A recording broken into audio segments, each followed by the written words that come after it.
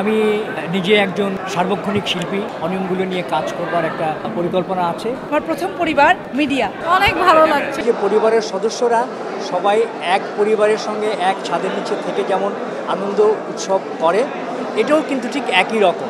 আমাদের হয়তো সবার সঙ্গে সবার প্রতিদিন দেখা হয় না, কিন্তু কিছু কিছু ইভেন্টে আমাদের প্রত্যেকের সঙ্গে প্রত্যেকে দেখা হয়। এটি আজকে সেই রকম একটি ইভেন্ট। যারা আমার সহশিল্পী আছে তাদের কাছে আমি প্রার্থনা করি যে তাদের কল্যাণে যাতে কীভাবে নিজেকে কাজে লাগাতে পারি, সেই ক্ষেত্রে তাহলে তাদের পক্ষ হয়ে সবাইকে সাথে নিয়ে এই অভিনয় শিল্পী সংঘের কল্যাণে কাজ করব। আসলে আমি নিজে একজন সার্বক্ষণিক শিল্পী। আমি সবসময় অভিনয়কে পেশা হিসেবে নিয়েছি এবং এখনও অভিনয় করছি।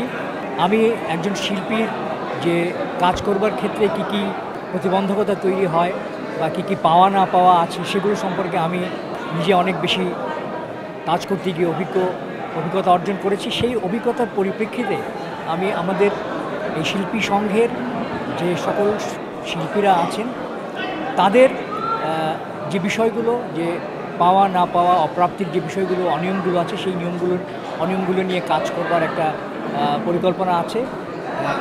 আমাদের যে নতুন কমিটিটি হয়েছে, কমিটির সবাইকে একসাথে নিয়ে সর্বোপরি আমার অভিনয় শিল্পী সংঘের যে সকল সদস্য যারা আছেন, যারা স্বতঃস্ফূর্তভাবে আজকের এই ভোট উৎসবে অংশগ্রহণ করেছেন, তাদের সবাইকে সাথে নিয়ে আমাদের অভিনয় শিল্পী সংঘের সব শিল্পীর কল্যাণে এবং স্বার্থ সংশ্লিষ্ট বিষয়ে আমরা কাজ করব, এই প্রতিশ্রুতি দিচ্ছি।